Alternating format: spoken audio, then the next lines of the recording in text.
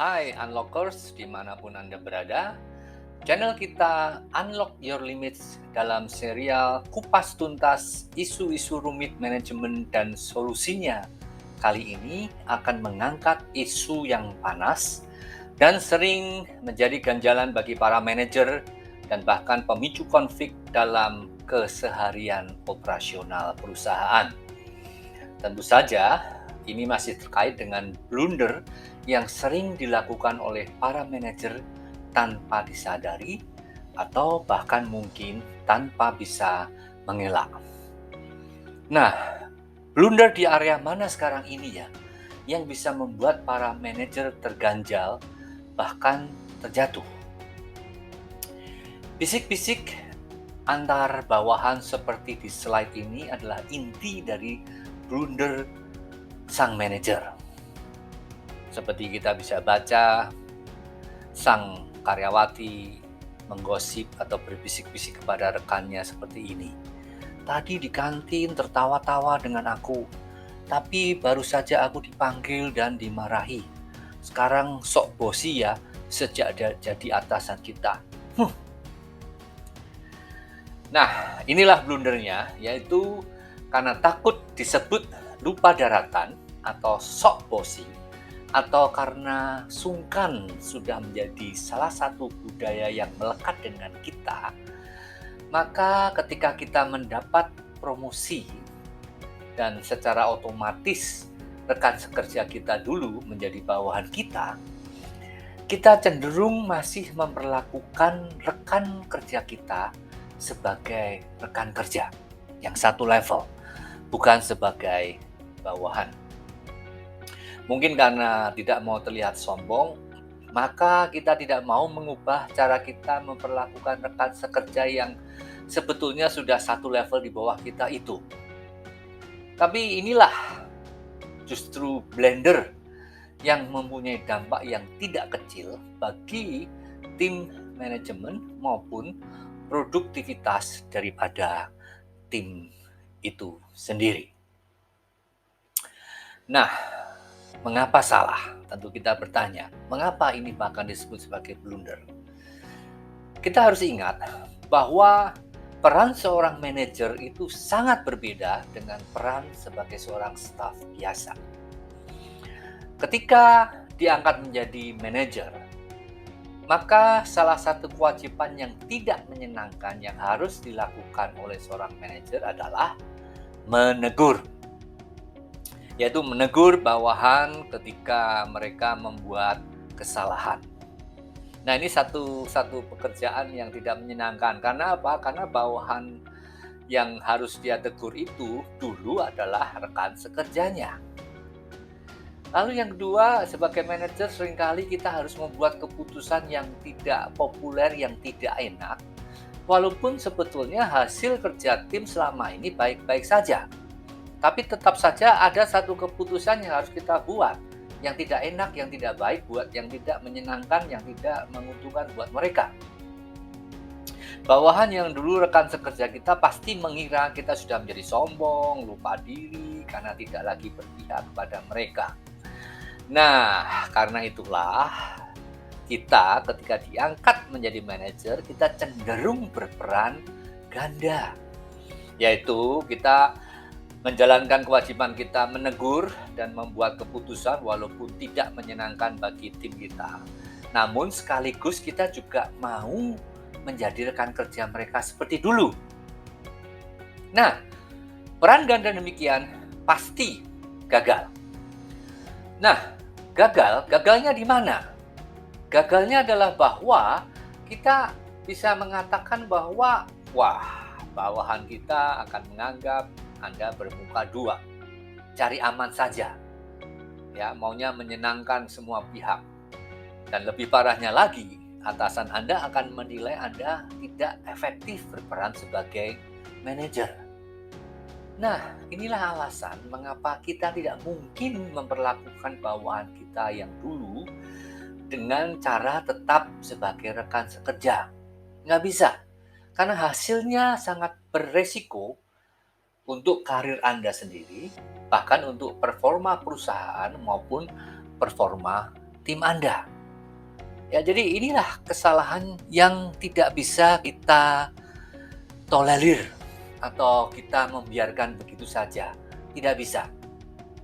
Nah, karena itu ketika Anda diangkat menjadi manajer bagi bawahan Anda, yang pertama yang harus Anda lakukan adalah Anda harus memahami realita yang terjadi dan konsekuensinya seperti apa. Pertama, Anda harus menyadari bahwa Anda berada dalam situasi yang sulit karena Anda harus mensupervisi tim yang dulu adalah rekan satu level. Ya, ini situasi yang sulit. Kedua, Anda akan mengalami tekanan yang bertambah besar karena Anda harus segera memastikan dan meyakinkan rekan-rekan Anda bahwa relasi Anda dan tim sekarang sudah berbeda secara total. Nah, karena kondisi yang seperti ini, yang ketiga Anda harus segera mengadakan rapat dengan tim untuk memberikan penjelasan bahwa Anda akan mengelola hal yang sama, goal pekerjaan, tapi dengan cara yang berbeda. Misalnya, tentang bagaimana membuat keputusan untuk tim ini. Bisa jadi keputusan tidak menyenangkan bagi beberapa orang.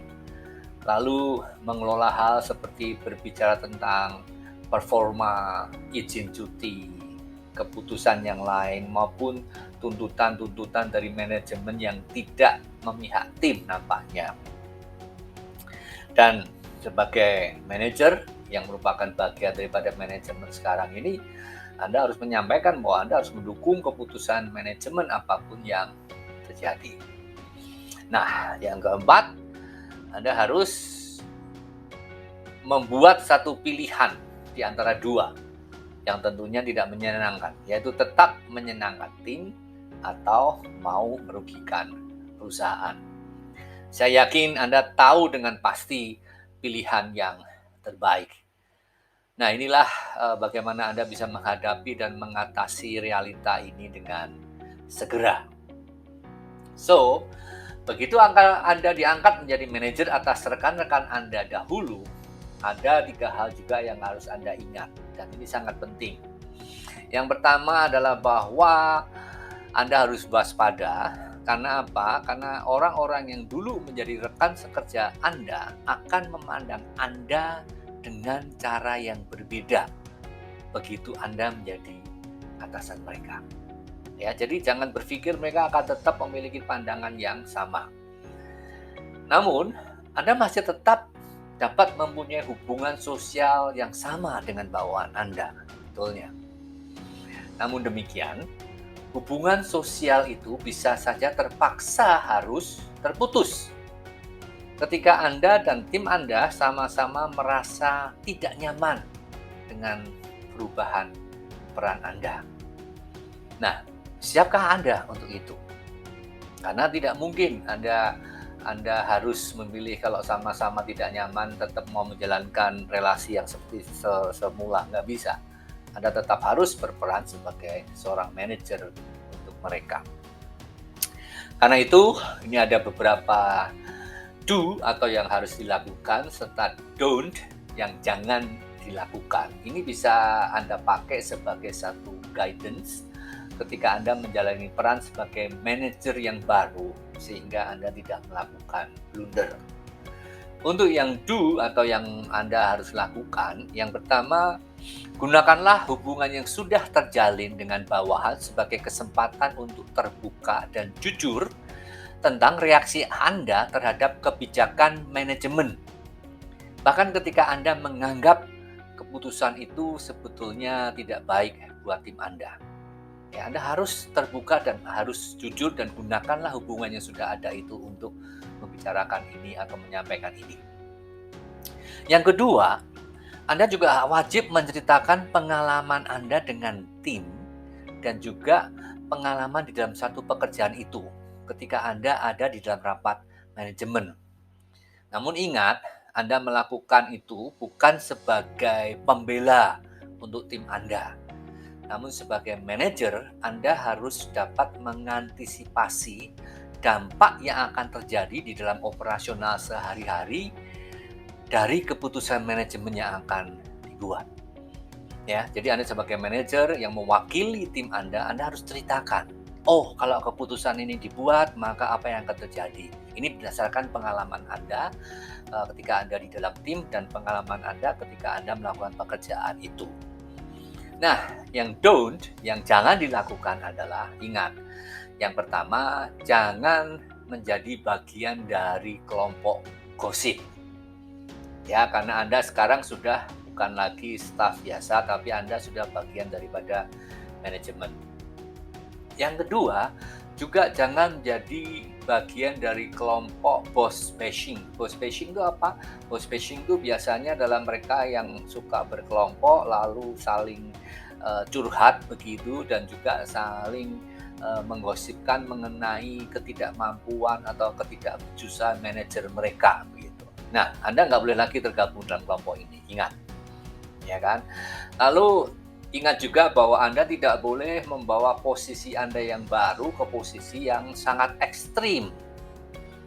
Ya, serta memisahkan diri secara total dari mereka yang dulu rekan sekerja Anda. Itu juga jangan dilakukan.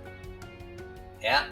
Nah, lalu satu hal yang harus Anda benar-benar ingat, yaitu ada perbedaan yang tipis antara bersosialisasi dengan tim dan mencoba menjadi salah satu dari mereka. Ya, karena itu adalah tidak adil jika membingungkan tim Anda dengan melakukan keduanya secara bersamaan. Ya, tidak ada yang salah jika Anda mau tetap ramah, hangat, dan peduli kepada bawahan. Ya, tapi jangan membingungkan tim Anda. Itu yang harus selalu Anda ingat. Nah, final tips untuk mencegah blunder ini sangat terkait dengan yang namanya trust. Nah, demikian.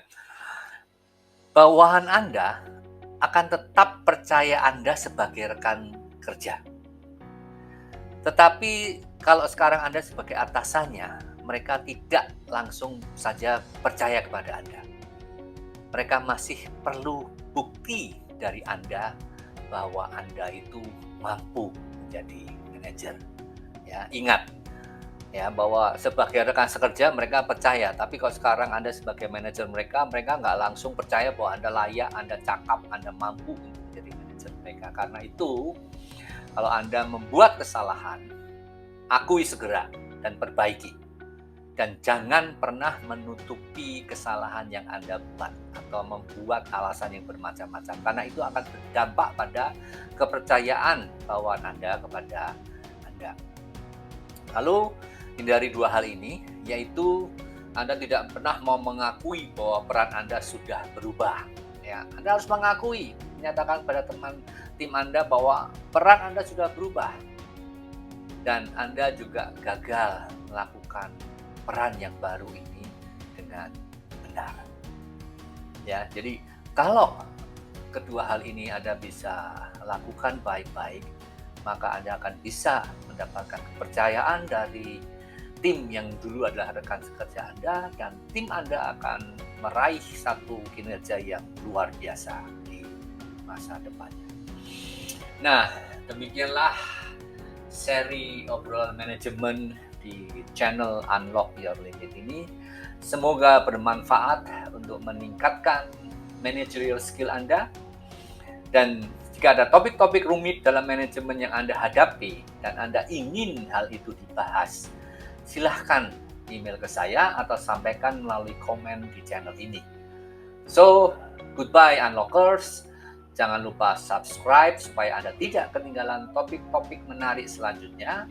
Serta silahkan bantu menginfokan ke rekan-rekan Anda supaya kita bisa bersama-sama terus belajar dan saling mengasah. Unlock Your Limit.